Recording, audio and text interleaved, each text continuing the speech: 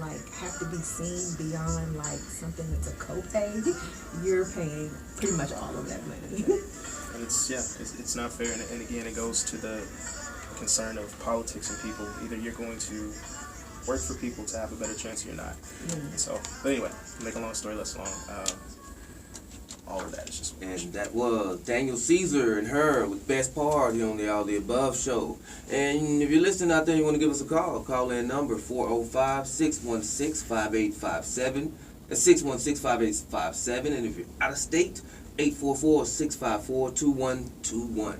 And right now, we have Mr. Lavelle Compton in the building. What's going on, sir? Good morning. How are you guys doing? Hey, man, I'm doing pretty good. Let the people know who you are, what you're about, what you got going on. Sure. So my name is Lavelle Compton, State House candidate for House District 90 right here in Oklahoma City. Running for State House, obviously, in the general election. Just to give you a little bit of background, for our district, we go from just about Northwest 16th Street as the northern border. The western border is going to be County Line Road, so just outside of Mustang. And then the eastern border, depending on where you live, is going to be between May and Villa. And then the south side, we go all the way down to between Southwest 149th to 154th, depending on where the street curves. So pretty large district. One of the things that I tell people all the time is it's very diverse, both ethnically as well as socioeconomically. So we're talking about people that have a complete array of concerns and issues that concern them and things that are important to them. And so, that's what kind of got me into the race, is that in terms of living in the district, I fully understand the idea of inclusion, that some people just want a voice to be heard. Someone that lives on 10th and Council in an apartment that's 500 square feet is not going to have the same concerns as someone that lives on the south side of Cleveland County in a very nice home. But at the same time, those people should have the same equal voice. And, that's one of the things that I'm always concerned with, whether it's at my job or what I'm doing right now, is just making sure that people feel engulfed and emblazoned to actually have a voice for themselves and speak up. Okay. Now, when you say the people themselves, when you go out and see the people, because you're a person that I see, you're making moves, you're actually getting out, reaching out to the people versus the people reaching out, to you. Sure. When they're in need, you're going out, saying, hey, what do you feel or what's the need? But when you speak to these people, what do you feel as if is the number one concern that you get from them? Sure. So I think the biggest thing that I see in my district, people are, I'll put it like this. People have this very big emotional connection and concern with education because we just had the teacher walkout. So that's one of the things that stick out to them. They want education to be sustainably funded. They want it to be funded in a way that does not increase the taxes on the lower to working class. All things that are possible, by the way, but we can talk about that later. But they also want to make sure that there is reinvestment into their community. So, the reason that I name certain streets is because, in those areas you have disenfranchised people. So I go to some houses and you have barred windows, barred doors, and they're individuals that, they're like, hey, I don't really know a lot about politics, but I do want the crime in my neighborhood to go down. Yeah. I do want somebody to actually care. I don't want you to just take a picture with the Southside Police Station and not actually come to my neighborhood and try to fix something. So I think those are the two things that I've seen the most. Like I said, education being the number one, again, just with that emotional connection. But at the same time, people just want an overall change of the state to make sure that they have a voice in state politics. We have about 31,000 households in District 90. Of that, there's about 14,000 people that are registered to vote. But when you look at the primary back in June, only about 5,500 people voted in my district. So people don't see a reason to vote, and so we're trying to flip that script for them and actually push them outside to say that, hey, you should have a voice in state politics. That is your right. That is your right, and we want you to choose to come out and be a part of it. So, to go back to your initial question, man, it's just making sure that before they can even get to that answer of what concerns them, that they actually know that there's someone that is looking to make sure that they know that we actually care about the things that they care about and things that they want to see change.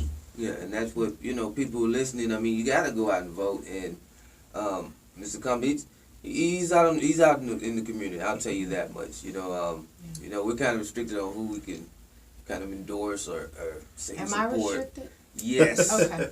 Yes. I wanted to make sure. Yes. But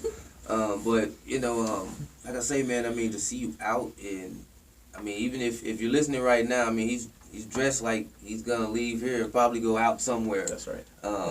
And that's the kind of person that we as people should seriously take a look at and say, hey, this guy may be on to something. Once again, you want to do your research on all candidates, but today is about Mr. Compton. So appreciate that.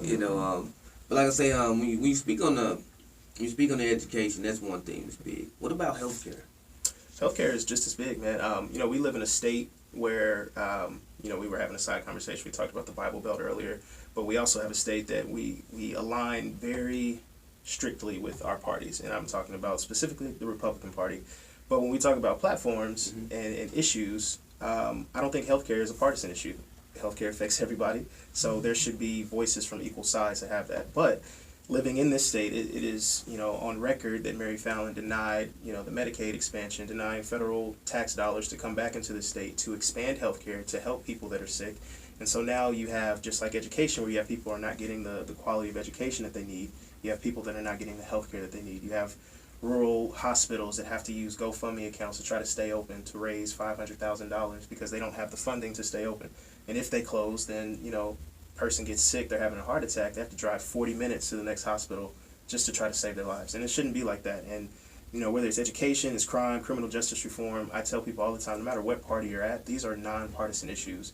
But unfortunately, I think we live in a state where when we go to the Capitol and we look at the State House and the Senate, certain parties make them partisan issues. Yeah. And so, we don't accept things for money. But I think healthcare is, again, one of those things that if we can just have Medicaid expansion here, if we have a governor, that I hope that we have a governor that will accept those funds, then of course, we will be just fine. But again, there's always the caveat to that if we don't, then we're going to continue to be in the same place that we're in. We're going to continue to have sick people. We're going to continue to have disenfranchised people that can't afford health care. Or we'll have a government that puts policies in place that if you want to have some type of Medicare, you're going to have to work for it. And that's not fair. Yeah, I mean, and because once again, we as a people should be the number one concern. Absolutely. And it just seems as if, just being honest, and that's why I can understand why some people may not get out and vote. Sure. When I speak to people about it, I'm honest with them, and I listen to them, and I say, you make a valid point. But still have to make a change. You can't always expect something to change if you're not going to do anything about it. And that's what, I hear a lot of with you, you're wanting to go in and make these changes. Sure. Because, once again, we as the people should be the number one concern. Absolutely. You bring up a good point as well, that frustration goes a long way because I've had some people, knock on the door. I don't think they're there, leave a walk card. They come back outside and they give it back to me. They're just like, I appreciate you, man. I'll share it with my neighbors and my friends, but I don't vote. And I'm like, well, okay, that's fine, but could you just give me a little background about why you don't? And, we live in this polarized society where culturally things happen at the national level and they trickle down back to here. And, in the most realistic way, sure, there are certain things that can come down from the White House or from the Senate, from the House of Representatives there that can impact us on a day-to-day basis. But, when you look at our state government versus national government, there's a lot more important things that happen here that impact us on a day-to-day basis. So I can completely understand if you look at what's happened at the national level, how frustrating it can be, and maybe you don't want to vote. But like I said, the way that I try to, send a rebuttal to that person and just think about what you can change here. We can worry about the White House on another term, on another election. But when we're talking about right now, these are the things that affect you every day. There are people there that are going to make decisions that impact you every day. Yeah. So, consider changing that thought process of wanting to vote because this is bigger than me. It's bigger than you. It's for your family. It's for the generations to come. We can literally make and break generations that are coming up by the choices that we make today. Yeah. And I thought this, once again, that's what we were about as people. And somewhere down the line, we made a left turn somewhere. And it's like, some stuff I look at these days, and I'm just astonished that it even goes on to a point where I'm just like, man, what happened to us as people? When did we forget that we actually have the power to make all of the changes? Go ahead. I just think a lot of people have given up hope. Yeah. Maybe they voted at one time, or their parents or grandparents voted. I know my grandparents made it a point to vote, but we're still having some of the same issues that our parents and grandparents also had, and they were active voters. But we can't give up. We have to do our part. And just like you said with the numbers, that's crazy that you have that many people in that district, in that small number that actually voted in this election. That doesn't make sense. We gotta get registered and get out and start voting. Absolutely. Yeah, we, once again, like I always say, we have to take back the power that we have given away. We're paying these people to take our powers and our rights away from us. That is a fact. I tell people this all the time. If you don't like what that person is doing, then stop paying him. How do you stop paying him? You stop voting for him. You get him out of that spot. Absolutely. And it's simple. And like I said, I work, my regular during the week job. I don't want to say a wide variety of people. There's only maybe about 8 black people out of 100 and something total. So you can kind of see how it really works out. But they complain so much, and I'm like, but these are the people that you voted in office for these spots, though. And I just sit back and laugh, and some days I don't say nothing. Some days I do say something. Everybody get mad at me, But we shake hands and we go home. And like I say, your opinion is your opinion. These are the facts. Yeah. But once again, we as a people, we got to take back the power. We have to take back the power. I don't know what else to say, man. No, I tell people all the time, man, to summarize it, you can either vote intentionally or you can vote consequentially. You either vote for the person that you want or you don't vote, and then you end up with the person that you didn't want as well. So you got a choice. You can go either way. I mean, and that's most definitely. But we can get ready to go into another break real quick. Right now, I got Common, Mary J. We come close. Like I said, we're gonna get back in a second. We're gonna ask Mr. Compton a few more questions. We're gonna dig at his intellect and his mental a little bit more. Like I say, very likable person, and he gets out with the people.